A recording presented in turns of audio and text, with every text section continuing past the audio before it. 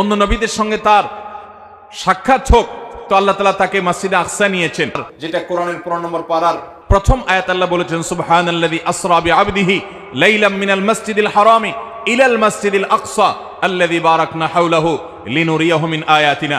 আল্লাহ বলেছেন যে তিনি তার বান্দাকে রাত্রিকালীন ভ্রমণ করিয়ে মসজিদে হারাম থেকে মসজিদে আকসায় নিয়ে গেছেন, যেই মসজিদে আকসার চতুর্পাশে আল্লাহ তাআলা বরকত দিয়ে রেখেছেন।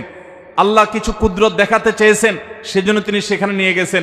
সেখানে জিবরিলের সাথে যাওয়ার পর দেখলেন যে সমস্ত নবীগণ, সমস্ত রাসূলগণ, তারা কেউ রুকুতে আসেন, কেউ সিজদায় আসেন, তারা তো দুনিয়া থেকে চলে গেছেন। আল্লাহ রাব্বুল আলামিন তাদের রূহকে মসজিদে আকসায় পাঠিয়েছেন। কিভাবে, কোন উপায়ে তাদেরকে তিনি দেখেছেন, তার একমাত্র ইলম আল্লাহ তাআলা ভালো জানেন। শুধু হাদিসের বর্ণনা থেকে আমরা এটুকু জানি যে বিভিন্ন নবীকে, বিভিন্ন রাসূলকে আমাদের নবী সাল্লাল্লাহু আলাইহি সাল্লাম মসজিদে আকসা দেখেছেন, কেউ রুকুতে, কেউ সিজদায়, কেউ দাঁড়িয়ে আল্লাহ ইবাদত বন্দেগী করছে। এরপর একটা পর্যায়ে আজান হলো এবং সবাই সারিবদ্ধভাবে দাঁড়িয়ে অপেক্ষা করছেন জামাতে সালাত আদায় হবে। ইমামতি কে করবে? যে ব্যক্তি ইমামতি করবে সে সবচেয়ে শ্রেষ্ঠ, যে সবচাইতে জ্ঞানী, যে সবচাইতে বেশি কেরাত জানেন, ইলম রাখেন, সেই ব্যক্তি ইমামতি করবে।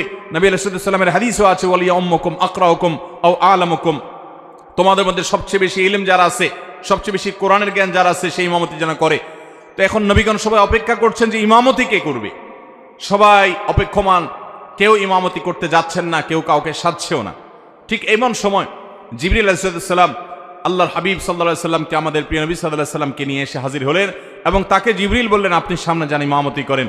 তখন আমাদের নবীজির ইমামতিতে, তার নেতৃত্বে সমস্ত নবী রাসূলগণ মসজিদে আকসাতে সালাত আদায় করলেন।